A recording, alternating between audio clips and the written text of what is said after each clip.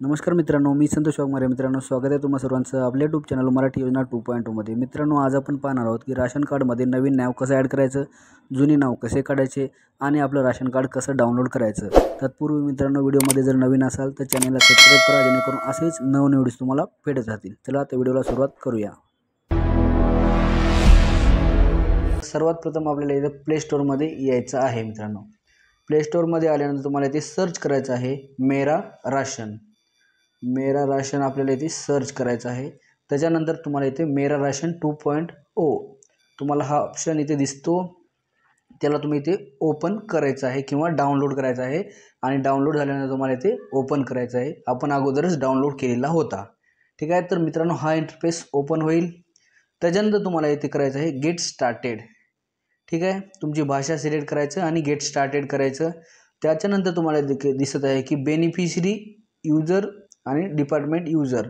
ठीक आहे. तर तुम्हाला इथे काय करायचं आहे, तुमचा एंटर युअर आधार नंबर. तुम्हाला तुमचा आधार नंबर टाकायचा आहे. मित्रांनो, तुमच्या फॅमिलीमध्ये जेवढे पण राशन कार्डमध्ये नाव आहेत त्याच्यापैकी कोणत्या पण एका व्यक्तीचे इथे आधार कार्ड नंबर टाकायचा आहे.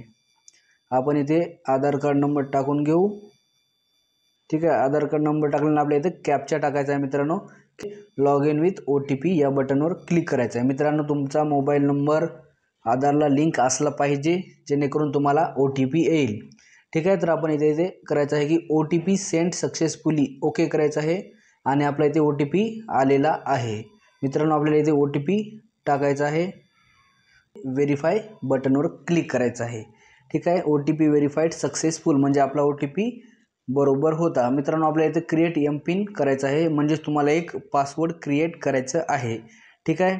तर आपल्याला इथे क्रिएट एमपिन या बटनवर क्लिक करायचं आहे आणि इथे तुम्हाला 4 अंकी तुमचा एमपिन सिलेक्ट करायचा आहे. तुम्ही कोणता पण नंबर इथे टाईप करू शकता, जे तुम्हाला पुन्हा ॲप्लिकेशनला लॉग इन करण्यासाठी मदत होईल आणि तुम्हाला ध्यानात राहील असाच टाकायचा आहे.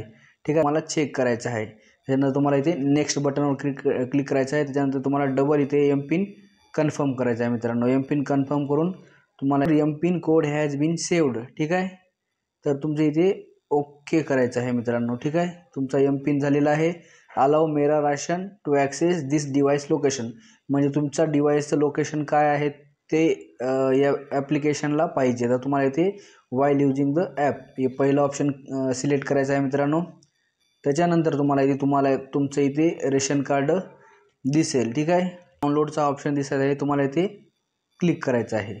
इथे क्लिक केल्यानंतर मित्रांनो, तुम्हाला तुमचं जे रेशन कार्ड आहे ते इथे डाउनलोड झालेलं आहे. मित्रांनो, ठीक आहे. तर अशा पद्धतीने तुम्ही तुमचे रेशन कार्ड मोबाईलमध्ये 1 मिनिटामध्ये डाउनलोड करू शकता. मित्रांनो, ठीक आहे. मित्रांनो, मेरा राशन ॲप्लिकेशनमध्ये आपण पाहूया की आपल्या फॅमिलीमध्ये किती मेंबर आहेत आणि आपल्याला आणखी मेंबर ॲड करता येतो का. ठीक आहे. तर मॅनेज फॅमिली डिटेलवर आपल्याला इथे यायचं आहे आणि आपल्याला इथे चेक करायचं आहे की आपल्या फॅमिलीमध्ये किती नावं आहेत. ठीक आहे. तर इथे 4 नावं दिसत आहेत आणि आपल्याला इथे वर ॲड न्यू मेंबर हा ऑप्शन इथे दिसत आहे. मित्रांनो, आपल्याला इथे त्या मेंबरचं इथे नाव टाकायचं आहे. नेम इन इंग्लिश, जसं आधारवर आहे तसं नाव टाकायचं आहे. मराठीमध्ये नाव इथे टाकायचं आहे. Local language. ठीक आहे. त्याच्यानंतर तुमचा जेंडर सिलेक्ट करायचा आहे. डेट ऑफ बर्थ टाकायचं आहे.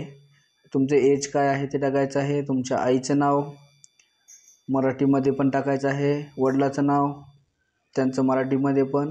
मॅरिटल स्टेटस तुमचं इथे मॅरिड असेल तर मॅरिड टाकायचं आहे. ठीक आहे. तर खूप साऱ्या स्त्रियांचं लग्न झालेलं असते, त्यांना इथे मॅरिड टाकायचं आहे आणि नॅशनॅलिटी इंडियन राहू द्यायचं आहे. त्याच्यानंतर तुम्हाला तुमचा मोबाईल नंबर टाकायचा आहे, ईमेल टाकायचा आहे आणि नेक्स्ट करायचं आहे. मित्रांनो, अशा पद्धतीने तुम्ही तुमच्या फॅमिली मेंबरचे नाव हे रेशन कार्डमध्ये ॲड करू शकता.